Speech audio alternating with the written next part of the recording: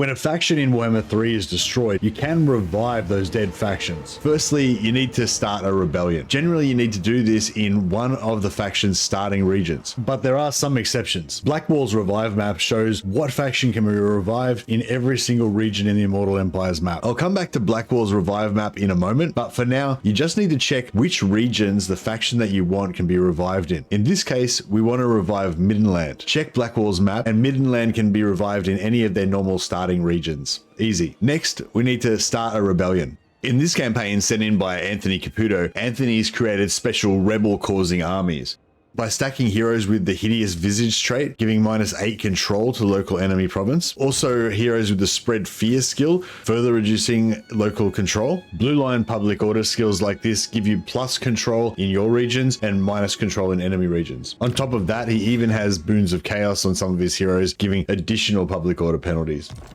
He's managed to stack a total of -195 control on these armies, so he can make any settlement rebel in a single turn for an efficient faction reviving machine to feed his faction with more and more vassals. Even total annihilation is no escape from joining Archaon's horde, at least not in Anthony's campaign. So we camp our armies in the target settlement and we cause a rebellion by lowering public order below -100. It also helps if you've previously sacked the settlement so that it's got no garrison. That will make it easier for the rebels to occupy the settlement as soon as they spawn, even with a weak army. Over the end turn, Middenland rebels spawn. Now this is not the Middenland faction revived, not yet. It's only once they occupy the settlement that the rebels are replaced with the actual Middenland faction, now fully revived and available for diplomacy again. Or you can just do Chaos Warriors diplomacy, conquer them and force them to be your vassals. You notice that corruption did not affect this. We've got 100% chaos corruption when revive factions even with 100% chaos corruption. If you don't have a super stacked rebel spawning army, you can also raid your own territories to reduce control. Also, when you conquer a new settlement, you can loot and occupy. It gives you a big penalty to control once you take over that settlement. If you want to speed things up and you're a bit evil, another trick is you can sell a region to another faction that you don't like very much, then immediately loot and occupy it, immediately dropping your control by another 30 so that hopefully you can get those rebels and revive the faction you're aiming for. There's 3 main reasons that I know of why a faction can't be revived in some situations. Firstly, if the faction is still alive. So in this situation, Middenland hasn't actually been wiped out. They are still alive. So if I start a rebellion in one of Middenland's starting regions, we'll get generic rebels. In this situation, because there's really high chaos corruption, we'll get chaos warrior rebels. If there was heaps of vampiric corruption, we'd get vampire rebels. If there's no corruption or the corruption's under, I think about 30%, then you'd get the generic